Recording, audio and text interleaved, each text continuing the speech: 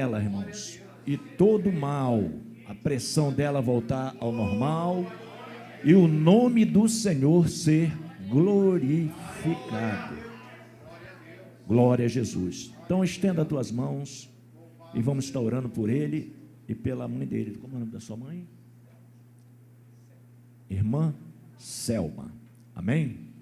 Nosso Deus, nosso Pai, em cuja presença nos encontramos na noite desse dia. E é um privilégio, meu Pai, estarmos na tua casa, adorando a Ti na beleza da tua santidade. Senhor, aqui está o teu filho, que tu tens escolhido nesta noite para ser o porta-voz da tua palavra. Por isso, Senhor, colocamos ele aos teus cuidados. Certamente, Senhor, ele já tem a mensagem no coração, mas que ele possa transmitir, Senhor, para a tua igreja com poder, com graça, Senhor, e cada um dos teus filhos possa entender, meu Pai, aquilo que tu tens para nós na noite desse dia. Quero também, Senhor, entregar nas tuas mãos a mãe do teu filho, Senhor, que se encontra nesse hospital, neste momento, Senhor, no centro, meu Pai, de tratamento intensivo. Deus, eu te peço em nome de Jesus, envia agora, Senhor, o teu anjo ali naquele CTI, Senhor, e toca, Senhor, na tua filha, do alto da cabeça até a planta dos pés. Ela sube como na chobequeia, Senhor, e repreenda, meu Pai, todo o mal. Toca na pressão, toca no sangue, toca nos nervos, toca na mente, toca no cérebro, Senhor. Toca, meu Pai, no coração, meu Deus, e, Senhor, execute o milagre, Senhor, para que os médicos possam, meu Pai, saber, Senhor, que só o Senhor é Deus, Senhor. Eu entrego nas tuas mãos, Senhor, e que a tua filha possa retornar para o seu lar, para a sua casa, sem nenhuma sequela, meu Pai, mas completamente curada, para louvor e glória do teu nome. Assim nós entregamos nas tuas mãos, em o nome de Jesus. Amém. Meus irmãos, a paz do Senhor. Você está alegre nessa noite? Abra sua Bíblia, no Evangelho segundo escreveu Marcos, capítulo de número 8. Louvado seja Deus. Marcos, capítulo de número 8, versículo de número 22. Marcos 8, versículo de número 22. Louvado seja o nome do Senhor. Marcos 8, versículo de número 22, a epígrafe do texto é: cura de um cego de Betsaida. E chegou a Betsaida, e trouxeram-lhe um cego, e rogaram-lhe que lhe tocasse. E tocando o cego pela mão, levou-o para fora da aldeia, e cuspindo-lhe nos olhos, e impondo-lhe as mãos, perguntou-lhe se via alguma coisa. E levantando ele os olhos, disse: vejo os homens, pois os vejo como árvores que andam. Depois tornou-lhe a pôr-lhe as mãos nos olhos, e ele, olhando firmemente, ficou restabelecido, e já via ao longe e distintamente a todos. E mandou-o para a sua casa, dizendo: não entres na aldeia. Você crê que essa é a palavra de Deus? Tome seu assento, em nome de Jesus. Quero rapidamente aqui agradecer, ainda que minha mãe não tenha saído do CTI, eu quero agradecer a toda a igreja, tá? Aos irmãos e irmãs que estão orando. Recebi muitas mensagens no privado também, muito obrigado. Nós continuamos orando por ela. Eu hoje pela manhã mandei mensagem para o Joab e disse para ele que não iria pregar. E logo após mandei mensagem para o nosso pastor e também dei uma satisfação da mesma coisa. Mas assim que eu desliguei, assim que eu parei de falar com eles, o Espírito Santo de Deus falou comigo: não te mostre frouxo no dia da tua angústia. E aí eu comecei a estudar pela tarde, e quando cheguei aqui, o Espírito Santo falou ao meu coração através deste louvor que nós cantamos: Eis-me aqui. É a primeira vez que eu prego com a minha mãe no CTI. Já preguei com ela doente, já preguei enfermo, eu mesmo enfermo, mas nunca dessa forma. Enfim, como diz o próprio louvor, se eu fui ungido para isso, eu vou até o final. Louvado seja Deus. Uma outra coisa que eu queria também compartilhar com os irmãos, nós estamos à frente do culto de ensino. Terça-feira agora nós temos já o primeiro culto de ensino. O diácono Júlio vai estar pregando. Nós denominamos, ainda que seja o culto de ensino, não mudou, mas é a terça mais, tá? E na terça-feira eu vou estar explicando por que nós colocamos esse nome. Já adiantando para a igreja, o mês de fevereiro e o mês de março, nós teremos temas específicos. O tema de fevereiro é uma vida sólida em Deus. Primeira terça-feira, a importância da oração na vida da igreja. Segunda terça-feira, a importância das escrituras. Terceira terça-feira, a importância da prática do jejum. Março, primeira terça-feira, diaconia, o ato de servir a Deus. Segunda terça-feira, homilética. Nós estaremos falando aqui sobre a arte de pregar a palavra de Deus. E talvez alguém diga: mas eu não tenho chamado para pregar, eu só canto. Não tem problema. O eunuco, quando ensinou ao etíope, ele não estava numa plataforma pregando como esta. Você precisa dominar a arte de pregar para evangelizar e falar da palavra de Deus. E a terceira semana de março, nós estaremos também falando sobre liderança cristã, tá bom? Então você é o nosso convidado, está conosco no culto de ensino da igreja. Os ministros desta casa estarão falando sobre esses temas. Não é o presbítero Diego que falará sozinho.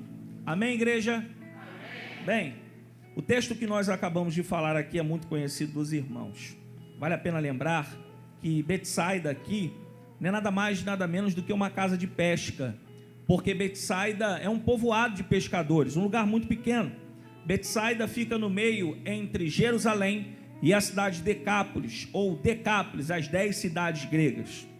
O interessante aqui é que Marcos, ele, por tudo e em tudo, escreve com um propósito. Você vai ver somente no evangelho que Marcos escreve. Há pelo menos 3 passagens que só Marcos escreve. Marcos capítulo 4, versículo 26, a parábola da semente. Só tem no evangelho que Marcos escreve. Marcos capítulo 7, versículo 31, que é a cura de um surdo e gago na cidade de Decápolis. E por que eu estou dizendo isso? Pelo menos essa passagem, Marcos 7, 31, penso que Marcos inseriu uma mensagem que nenhum dos evangelistas colocaram, porque Marcos quer criar um contexto para dizer que antes de Betsaida, Jesus está vindo de algum lugar. Jesus está vindo de um outro lugar. Você vai encontrar isso em todo o evangelho que Marcos escreve. Os passos minuciosos do nosso Senhor Jesus, descrito por este evangelista. Louvado seja Deus, porque Marcos, ele mostra que em Decápolis, nessas 10 cidades gregas, há uma conferência de milagres da parte de Jesus. Porque em todos os momentos, Jesus cura e milagres, prodígios e maravilhas acontecem nestas cidades. A saber, pelo menos dele, essa cura do surdo e gago, a mesma pessoa surda e gaga, e também a multiplicação dos pães. E é por isso que lá no final da multiplicação dos pães, a quantidade de cestos que sobra é uma resposta de Jesus para aquelas cidades, porque são cidades conhecidas como cidades amaldiçoadas, mas aonde Jesus chega, a maldição precisa ir embora. Aonde Jesus chega, nenhum mal consegue ficar, porque Cristo é libertador. Louvado seja Deus. Bem, e aí Marcos descreve aqui que chegando Jesus a Betsaida, trouxeram-lhe o cego e rogaram-lhe que lhe tocasse, ou seja, assim que o nosso Senhor Jesus chegou em Betsaida, assim que Jesus chegou nesta aldeia, chegaram homens. com um outro homem que tinha uma grande necessidade. A necessidade é exposta aqui, é física, ele não enxerga, e por essa razão estes homens entregam este homem até Jesus. E aí eu gosto da escrita de Marcos, porque Marcos ele nos ensina e nos traz ou tira dúvidas do próprio texto.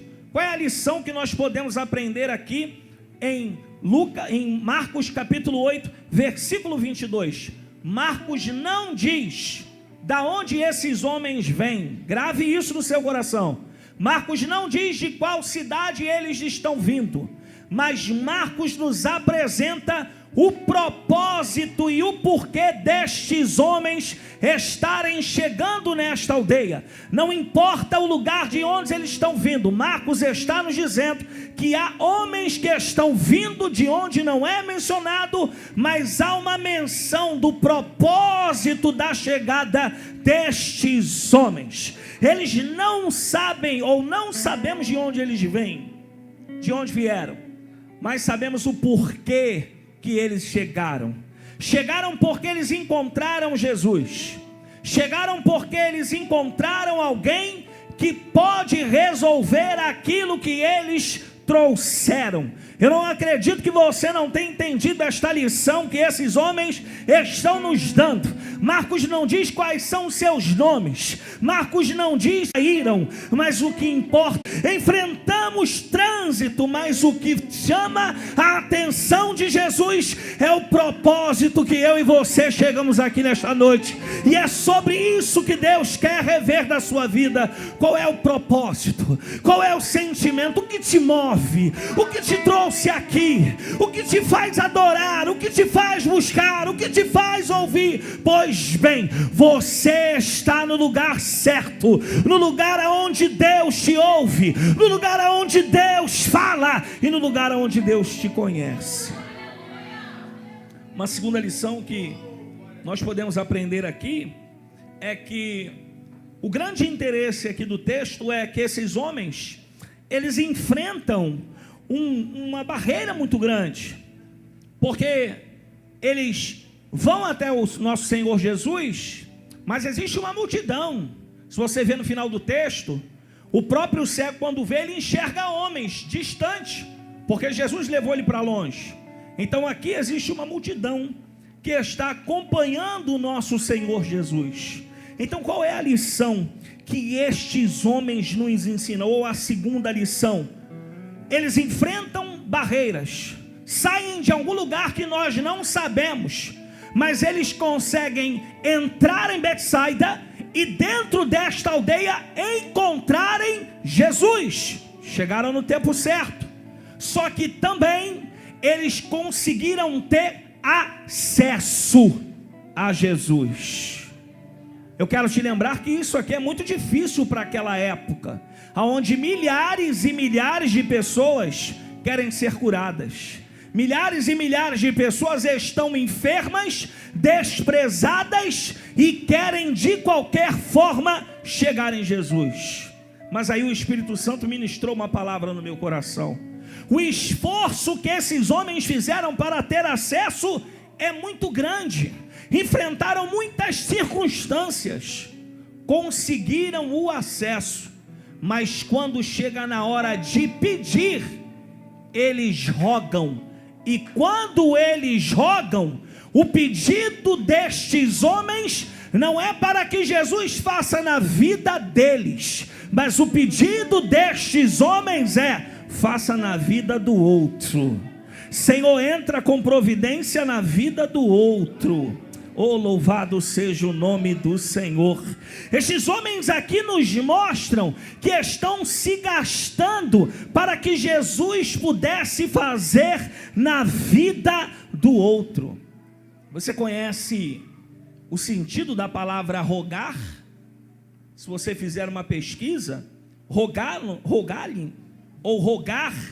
é persistir incessantemente, demonstrando humildade. Esses homens enfrentaram barreiras e quando chegaram para falar com Jesus, souberam chegar, tiveram humildade para chegar. Existem pessoas que quando quer falar com Deus, por conta da sua altivez, não sabe chegar como servo, não sabe chegar como serva, e por esta razão, muitos pedidos não são atendidos, porque lhe falta humildade.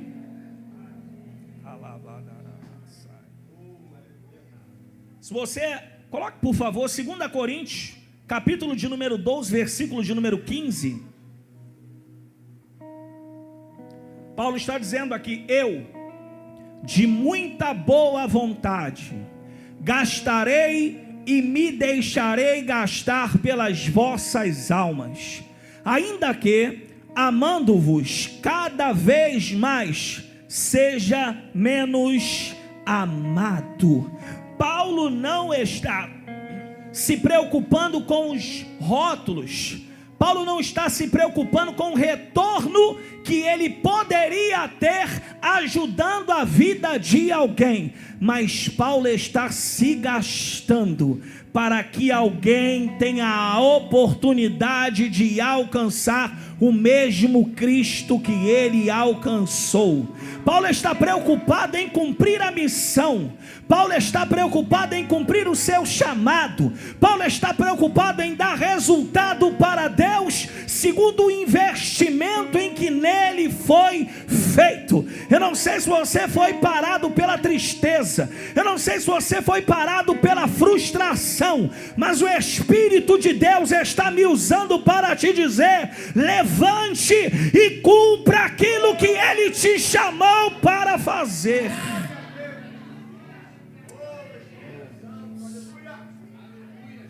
Esses homens aqui estão se gastando para Jesus tratar a vida de um cego. Estão fazendo algo, mas não vão ter nenhuma aliança em troca, nenhum benefício financeiro em troca. Você já parou para pensar que hoje você está aqui porque Deus usou alguém para a sua vida? Porque às vezes nós esquecemos, irmãos, do tempo que nós não servíamos, do tempo em que nossa mente era travada. Mas Deus nos convida esta noite a entendermos que os esforços que fazemos não é só para pagar as contas de casa. Os esforços que fazemos não é só para galgarmos novas posições na nossa vida financeira ou ministerial. Deus nos usa para que nós possamos ser usados para Deus levantar alguém. E talvez você que está me ouvindo aqui, por mais que não ache, Deus quer te usar para que você seja a resposta para a vida de alguém. Esses homens, eles conseguem concluir o objetivo, eles chegam até Jesus. E aí, o verso de número 23, enquanto eu for falando aqui, gostaria que colocasse no data show. O verso de número 23 já começa dizendo: e tomando o cego pela mão, levou-o para fora da aldeia. Olha que constrangedor, mas olha que ensinativo. Levar o cego, o necessitado, até Jesus foi responsabilidade dos homens. Cuidar deste cego e atender o pedido e o esforço desses homens já é com Jesus. E olha que coisa intrigante: Jesus ouviu, atendeu, deu acesso. E o que o cego precisava, meus irmãos? Enxergar. Está na cara. Só que Jesus pega o cego, tira o cego do ambiente em que os amigos estão, ou os companheiros, e faz o cego andar para fora da aldeia. Escute isso. Se tem alguém nessa história que merecia ver a chave virar e o milagre chegar, são esses homens. Só que muitas vezes, por conta do esforço que fazemos, por conta da parte nossa que cumprimos, parece que nós não entendemos como Jesus está fazendo. E é por isso que em momentos como esses da nossa vida, eu aprendi isso, Kleber. Em momentos que eu estou vivendo hoje com a minha mãe lá, eu me calo. Eu não pergunto. Se Deus não falou por que disso tudo, eu me guardo em silêncio. Dói, mas eu não profano. Dói, mas eu não peco. Dói, mas eu não nego esse Cristo que eu sirvo. Porque aqui o texto está nos dizendo que Jesus quebra o protocolo e tira um cego que precisava enxergar e leva ele para andar. Nesta noite, não tente entender o agir de Deus, nem o dia, nem a hora, nem o momento, nem o lugar. Se você deu nas mãos dele, é ele que vai fazer do jeito dele, da hora dele. Oh meu Deus do céu, será que você consegue entender nesta noite que Deus, ele tem um jeito de agir, um jeito de fazer, mas não significa que ele perdeu o controle. Você só precisa confiar. Eu entreguei nas mãos dele, ele vai fazer alguma coisa. Será que tem alguém nessa noite que pode acreditar? Será que tem alguém que pode demonstrar? Eu confio no Deus que é fiel. Oh, aleluia. Oh, glórias a Deus. Jesus aqui está afastando esse cego, irmãos, porque isso é um cotidiano da nossa vida. Existem momentos que Deus nos afasta, mas não é por conta da solidão, é para criar independência nele. É para você andar com seus próprios passos. Oh meu Deus, é para você se desvencilhar sentimentalmente de pessoas que te prendem, de pessoas que te dominam, de pessoas que controlam a sua mente. Deus está te convidando nesta noite. Você precisa andar só com ele. Você precisa caminhar com ele. Oh Espírito de Deus, que nesta noite você aceite o chamado de Deus e caminhe mesmo sem ver, e caminhe mesmo sem enxergar. Se as tuas mãos estão fincadas nele, é só você confiar. Oh, aleluia. Jesus está criando essas situações, gerando independência. E quando Jesus cura ou toca nesse homem, o interessante aqui é que a forma que Jesus faz, no lugar onde Jesus faz, parece que Jesus está dando um recado para ele. Eu estou te curando longe de todos, para a partir de hoje você andar com as tuas próprias pernas. Eu estou te tocando a partir de hoje, eu estou falando contigo a partir de hoje, porque a partir de hoje as suas decisões serão baseadas somente em mim. Você não será alcançado pelo poder da influência, você não será tomado por uma instabilidade humana, mas o Espírito de Deus, o nosso Consolador, aquele que conhece os nossos gemidos inexprimíveis, ele conhece a tua vida, ele conhece o teu chamado, e ele te convida nesta noite a você viver uma vida baseada no centro da vontade de Deus. E aí parece que Jesus errou o milagre, porque o versículo de número 23 diz que ele tomando levou para fora, cuspiu nos seus olhos, impondo-lhe as mãos. Eu não tenho tempo, mas Jesus, todas as vezes que tocou na vida de alguém, foi com um propósito específico, além de curar. Mas isso é para outro dia. Mas o texto diz assim: perguntou-lhe se via alguma coisa. Verso 24: e levantando ele os olhos, disse: vejo os homens, pois os vejo como árvores que andam.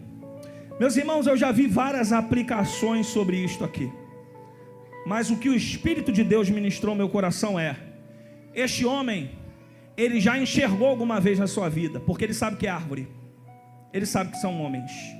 Então em algum momento da sua vida ele perdeu a visão.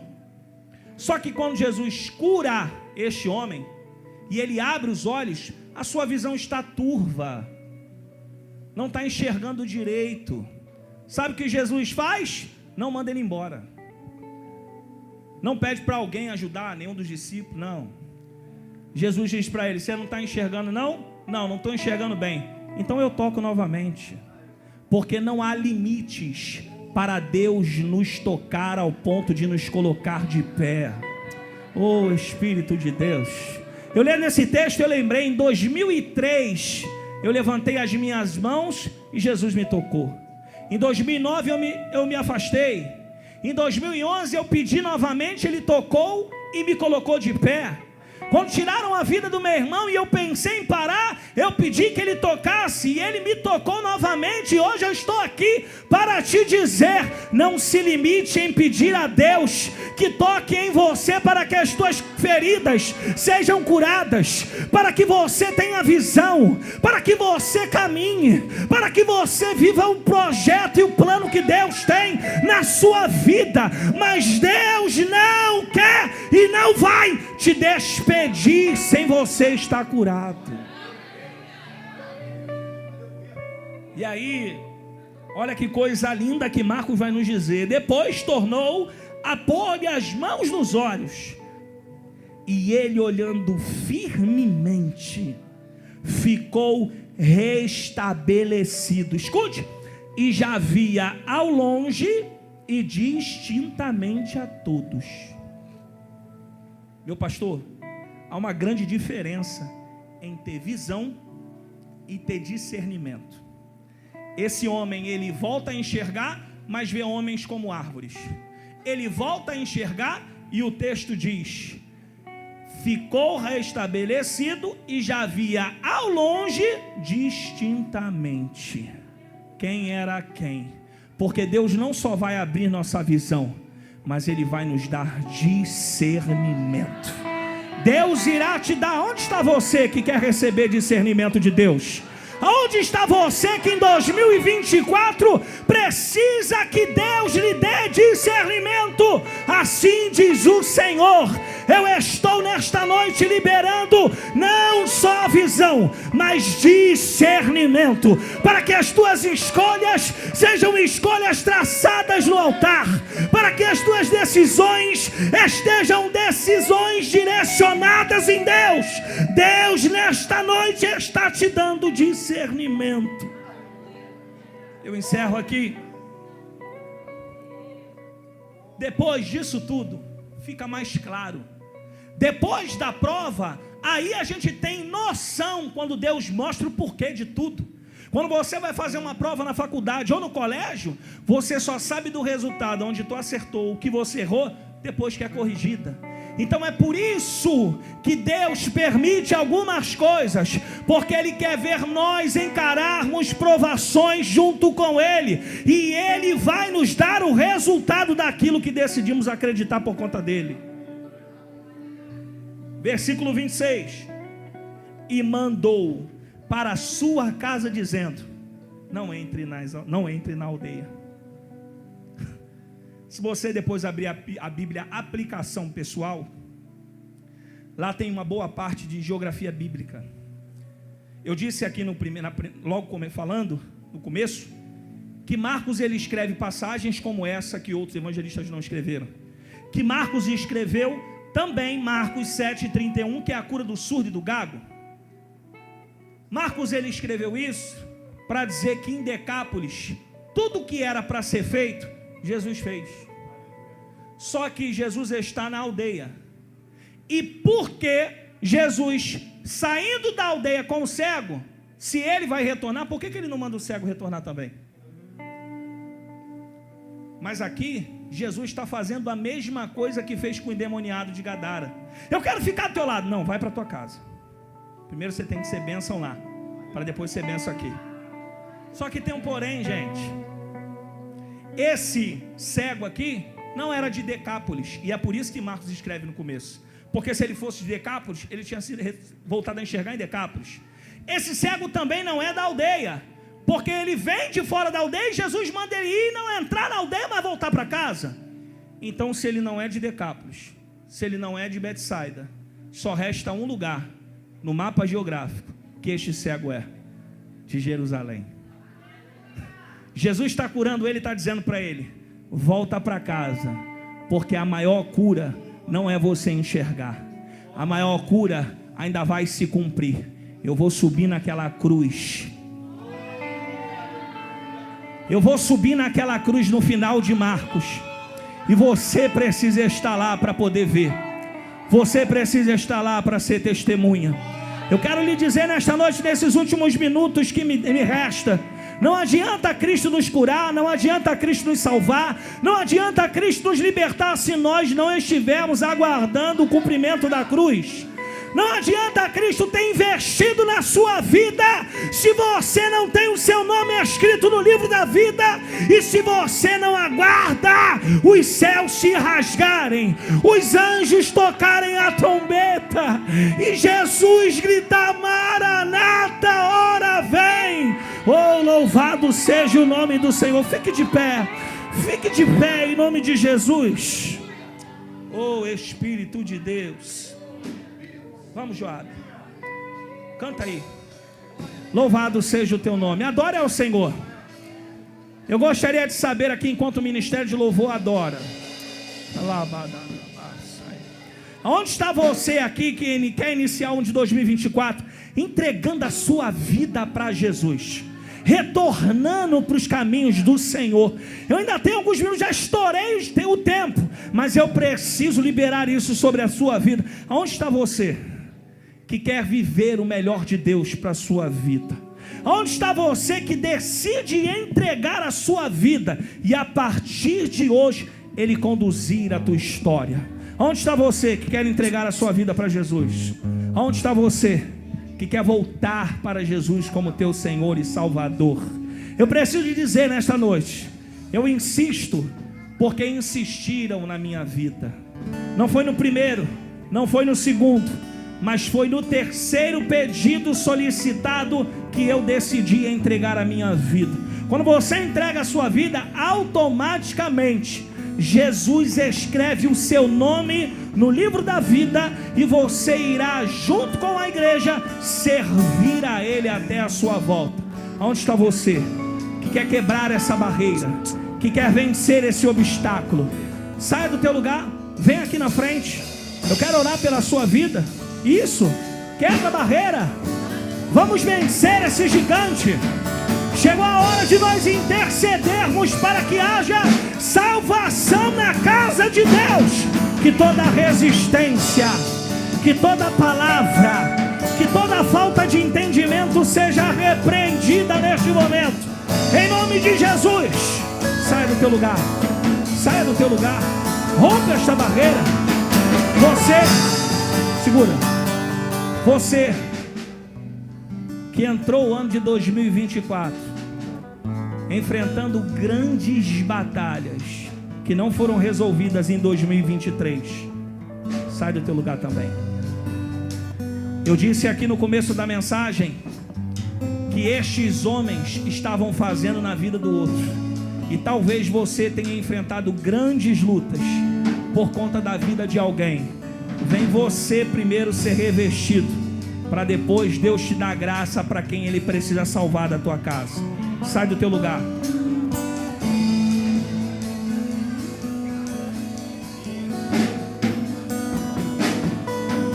Tem alguém para Jesus nessa noite?